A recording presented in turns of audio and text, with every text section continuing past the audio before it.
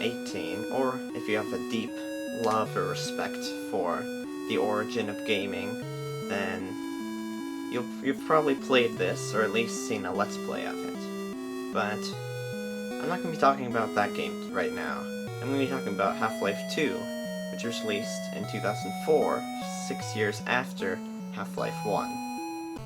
Half-Life 2 directly follows the storyline of Half-Life 1.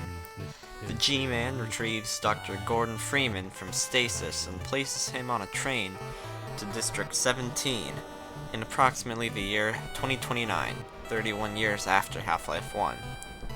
In the time where Gordon was absent, the world has been conquered by the alien Combines, who basically enslaved the entire human race.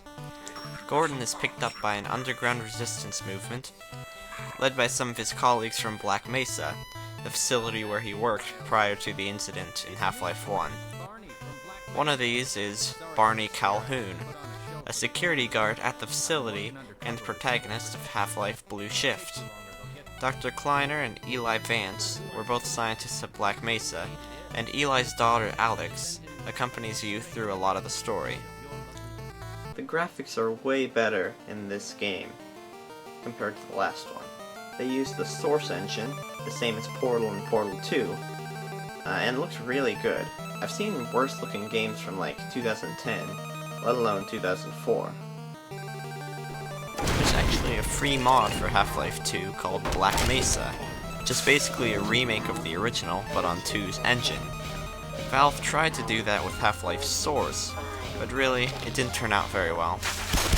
Black Mesa also looks very good, even better than Half-Life 2, but unfortunately it doesn't contain the Zen levels or the final battle against the weird baby thing called the Nihilanth. Half-Life 2 revolutionized the FPS genre by proving that it can benefit by having a full physics engine.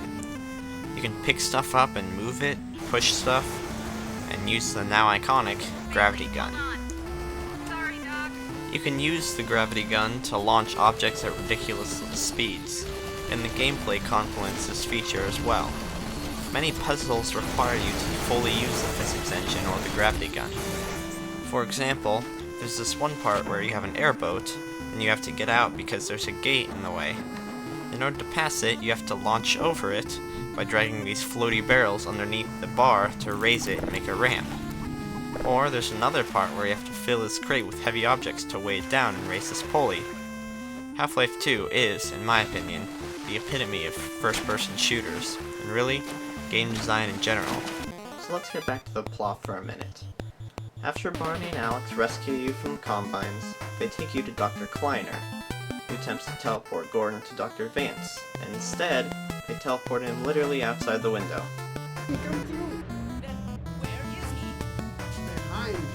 So they're like, dude, you gotta get out of here. But then I'm like, I'm literally right outside your window. Just open it and let me in. Alright, fine, whatever.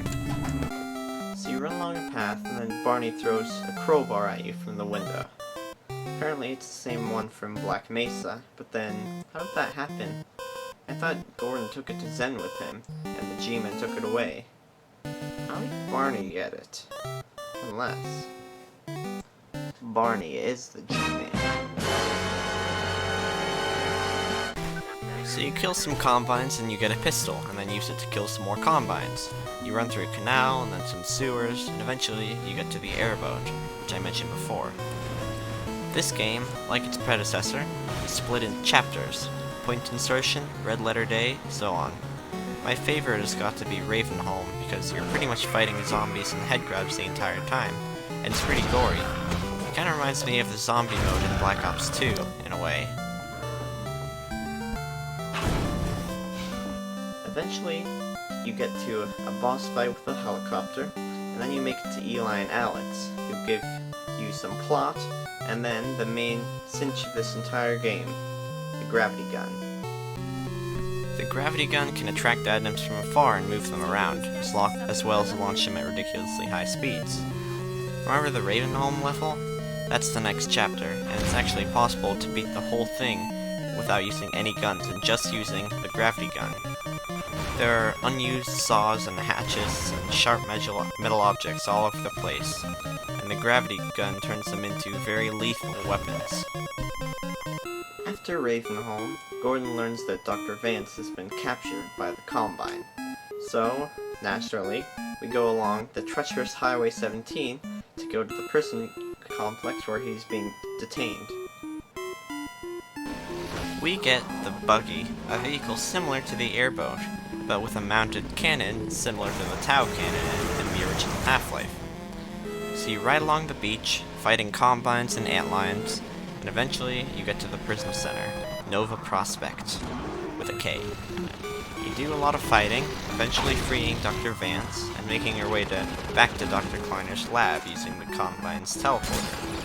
The teleporter malfunctions, however, and they are sent into the future by about 2 weeks. The revolution has apparently kicked up, as it's now an all-out war. Obviously, Gordon is caught in the middle of it. After a section in the sewers, you start to fight your way to the Citadel, a giant skyscraper that is the Combine's main center of operations. This is a pretty long and repetitive section, but eventually you get to the Citadel. As you go in, a security scanner gets rid of all of your weapons and tries to do that to the gravity gun, but instead accidentally supercharges it. These levels are really cool because your super powerful gravity gun can now pick up large objects like vehicles, plasma projectiles, and Combines. It's really fun just tossing enemies around like they're bouncy balls. So you fight your way through the Citadel until you're captured by Wallace Brain, the main bad guy of the game. He leaves and you somehow escape, chasing Dr. Brain.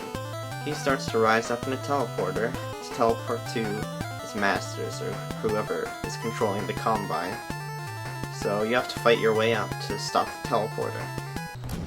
By the power of your gravity gun and some convenient particle bomb things, you destroy the teleporter, and right as it explodes, the G-Man returns once more to stow Gordon away for further use. And that's the end of the game, but it's not the end of the story. Valve wasn't done yet, as they released Half-Life 2 Episodes 1 and 2, and a tech demo called HL2 Lost Coast.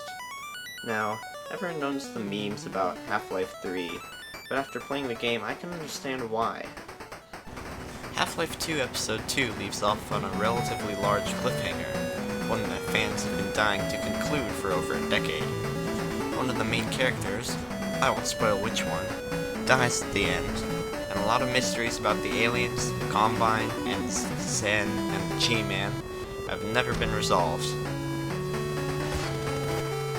I think by now it's safe to say that Half-Life 3 is never going to come out. No amount of petitions, memes, or fan mail can change that, as Valve just doesn't really make games anymore. They're perfectly comfortable with just resting on Steam profits, and they don't concern themselves with actually making stuff.